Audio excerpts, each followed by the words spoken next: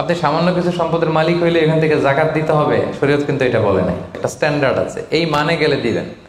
সেটা কত? সেটা গোল্ড আর সিলভার দিয়ে রাসূল সাল্লাল্লাহু আলাইহি ওয়াসাল্লাম দিয়েছেন। তো এখন আপনি কোনটা ধরে দিবেন? কেউ বলে গোল্ড দিব, কেউ বলে রূপা দিব। এখন আমি কি বলি? আমি আপনাদেরকে সাজেস্ট করবো আপনারা রূপারটা ধরবেন। অল্প আসুক না, ধরেন আপনার 1000 টাকা জাকাত আসছে, তা আপনি যদি 1000 টাকা জাকাত দেন, এটা আপনার হৃদয়ে একটা প্রশান্তির কারণ হবে না যে আমি সম্মানিত জাকাত দাতা, আলহামদুলিল্লাহ। এবং এত বড় একটা ফরজ ইবাদতের লিস্টে যে আপনি ঢুকতে পারছেন, এটাও তো কম কিসে, কি বলেন? জাকাত ফরজ হওয়ার শর্ত আছে, এই শর্তগুলো আমরা শুনবো। 5টা শর্ত। প্রাইমারি শর্ত হচ্ছে নেসাব পরিমাণ সম্পদের মালিক হওয়া, আর এটা হাওলানিল হাওল, 1 বছর থাকা। এগুলো হচ্ছে প্রাইমারি শর্ত। আরো 3টা সেকেন্ডারি শর্ত হচ্ছে আল মিলকিয়া, পূর্ণ ওনারশিপ থাকা, আর জিয়াদা, এটা আপনার অতিরিক্ত টাকা এটা হওয়া, আর হচ্ছে আদামুদ্দুয়ুন, ঋণ না থাকা। এই 5টা শর্ত আমি ব্যাখ্যা করলে আপনি বুঝবেন। 1 নম্বর হচ্ছে নিসাব পরিমাণ সম্পদের মালিক হওয়া। আপনি সামান্য কিছু সম্পদের মালিক হইলে এখান থেকে জাকাত দিতে হবে, শরীয়ত কিন্তু এটা বলে নাই। সুবহানাল্লাহ। আপনি জাকাতের নিয়ম শুনলে দেখবেন যে ইসলাম কতটা ব্যালেন্সড। একটা থ্রেশহোল্ড আছে, একটা স্ট্যান্ডার্ড আছে, এই মানে গেলে দিবেন। সেটা কত? সেটা গোল্ড আর সিলভার দিয়ে রাসূল সাল্লাল্লাহু আলাইহি ওয়াসাল্লাম দিয়েছেন। কারণ তখন গোল্ড আর সিলভারের কয়েন ছিল, মুদ্রা ছিল। আগে কিন্তু সোনা আর রূপা দিয়েই মুদ্রা বানানো হতো, পরে এটা পেপার মানি শুরু হয়েছে, কাগজের টাকা। তো একটা হচ্ছে দিনার আর একটা দিরহাম। তো রাসূল সাল্লাল্লাহু আলাইহি ওয়াসাল্লাম যে থ্রেশহোল্ড বেঁধে দিয়েছেন সেটা হচ্ছে 7.5 তোলা স্বর্ণ বা 52.5 তোলা রূপা। আই রিপিট, এটা সবাই জানেন আশা করি, যে 7.5 তোলা স্বর্ণ আর 52.5 তোলা রূপা। আধুনিক সময়ে গ্রাম দিয়ে দোকানদাররা হিসাব করে, তো গ্রাম দিয়ে যদি আপনি বুঝেন তাহলে 85 গ্রাম স্বর্ণ অথবা 595 গ্রাম রূপা, এটা হচ্ছে থ্রেশহোল্ড নিসাব, অথবা এর সমপরিমাণ অর্থ, ক্যাশ টাকা যদি আপনার কাছে থাকে, তাহলে আপনি নিসাবের মালিক হয়েছেন। যেদিন আপনি এই নেসাবের মালিক হবেন, ওই দিনটা আপনি ডায়েরিতে টুকে রাখবেন। কারণ এটা যদি 1 বছর আপনার কাছে এরকম থাকে, 1 বছর পরে যে আপনি জাকাত দিবেন, কিভাবে দিবেন আমি সামনে বলবো। তো এই নেসাব নিয়ে একটা প্রবলেম আছে। প্রবলেমটা হচ্ছে 7.5 তোলা স্বর্ণ আর 52.5 তোলা রূপার দাম কিন্তু এক না। 52.5 তোলা রূপার দাম খুব কম, আর 7.5 তোলা স্বর্ণের দাম অনেক বেশি। এটা হইল একটাই কম আর একটা বেশি। ঘটনা হচ্ছে রাসূল সাল্লাল্লাহু আলাইহি ওয়াসাল্লাম যখন এই থ্রেশহোল্ডটা বেঁধে দিয়েছিলেন নিসাবটা, তখন দুইটার মান সমান ছিল। তখন 7.5 তোলা স্বর্ণ দিয়ে 52.5 তোলার মতো রূপা পাওয়া যেত, অথবা কেউ 52.5 তোলা রূপা বিক্রি করলে 7.5 তোলা স্বর্ণ পেত। কিন্তু পরে সিলভার ফল করতে শুরু করলো, ফল করতে করতে আজকে এই অবস্থা। গোল্ড আবার খুব একটা ফল করে নাই, ফলে গোল্ডের স্টেবিলিটিটা এখনো রয়ে গিয়েছে। তো এখন আপনি কোনটা ধরে দিবেন জাকাতটা? যদি আপনি রূপা ধরেন, কথার কথা, রূপা যদি এই 1 ভরির দাম 1000 টাকা হয়, তাহলে 52.5 ভরির দাম কত? 52,500 টাকা। কিন্তু স্বর্ণ যদি আপনি হিসাব করেন, 1 ভরি যদি 50,000 হয়, 7.5 ভরি কত? 3.5 লাখ প্লাস, তাহলে প্রায় 7 গুণ কম বেশি, তাই না? এটা নিয়ে হয়ে গেছে জটিলতা। তো এখন আপনি কোনটা ধরে দিবেন? অনেকে বলে না গোল্ড দিব, কারণ গোল্ড ফল করে নাই, এটার যে স্ট্যান্ডার্ড এটা এখনো বজায় আছে। এটা নিয়ে অনেক আলোচনা, আমি খুব সংক্ষেপে বলি। কেউ বলে গোল্ড দিব, কেউ বলে রূপা দিব। এখন আমি কি বলি? আমি আপনাদেরকে সাজেস্ট করবো আপনারা রূপারটা ধরবেন। রূপারটা ধরলে কি লাভ হবে জানেন?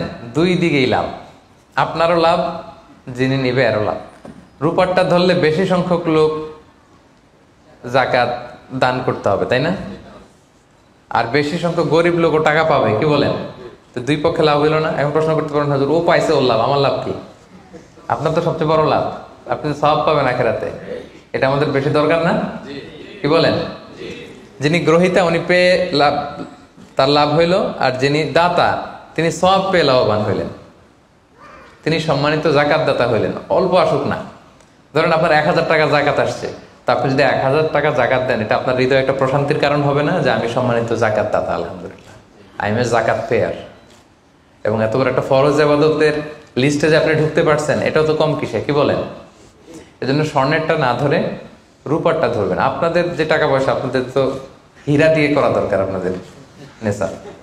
এনিওয়ে, তো এজন্য আপনারা রূপারটা ধরবেন, তাহলে লোকজন উপকৃত হবে বেশি, সম্মানিত ভাই বোন বোনেরা।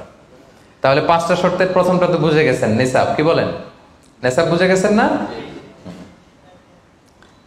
2 নম্বর শর্ত হচ্ছে শুধু এই নেশাব পরিমাণ সম্পদের মালিক হইলেই হবে না ভাইরা, এটাকে হাল আনিল হাউল বলে, মানে 1 বছর আপনার কাছে থাকতে হবে। দেখেন ইসলাম কতটা ভারসাম্যপূর্ণ।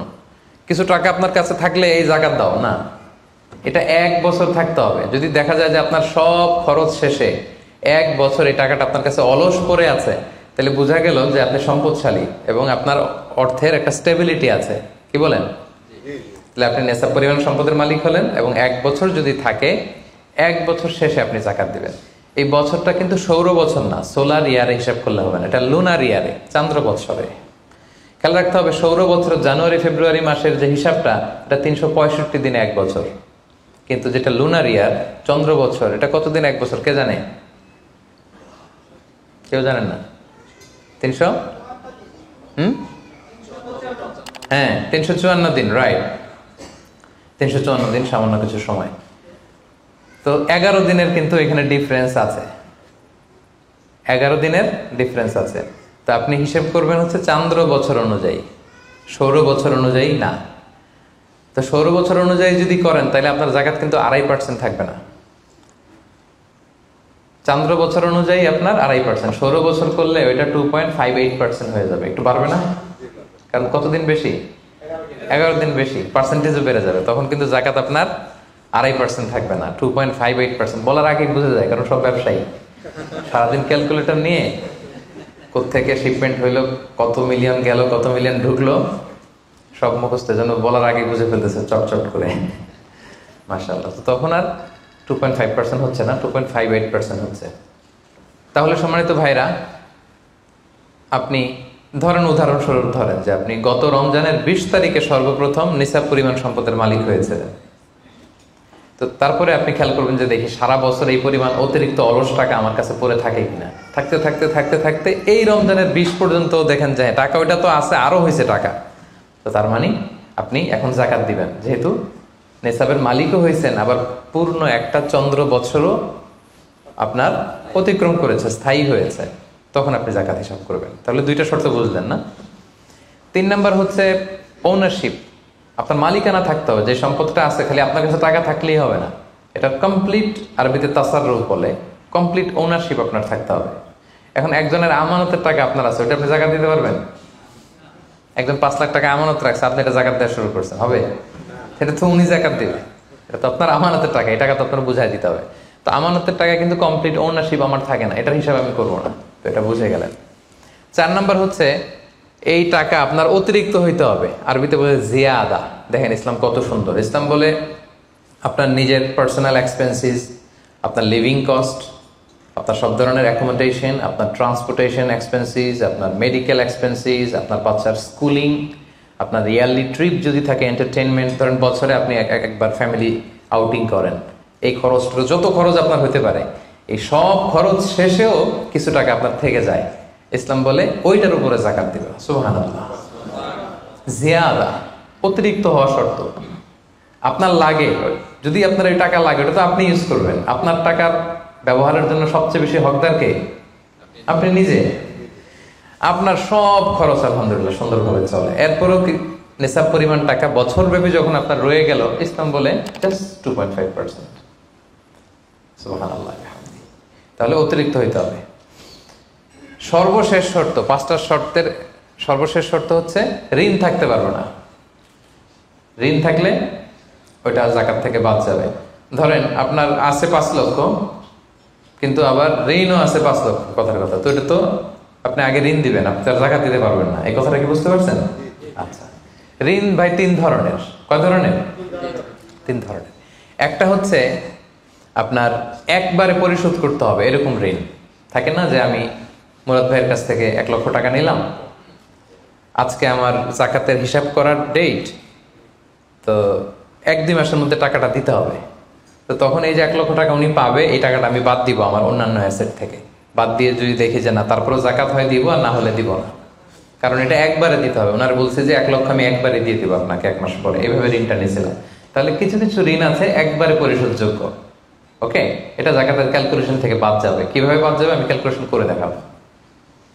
ঋণের দ্বিতীয় প্রকার হচ্ছে ইনস্টলমেন্টের কিছু ঋণ আছে, কিস্তিতে দেয়া লাগে। লেটস সে আমি 1 কোটি টাকা দিয়ে একটা গাড়ি কিনেছি, BMW গাড়ি, বা 50 লক্ষ টাকা দিয়ে আমি একটা হুন্ডা গাড়ি কিনেছি, 50 লক্ষ টাকা। তো এটা আমি কিস্তিতে কিনেছি।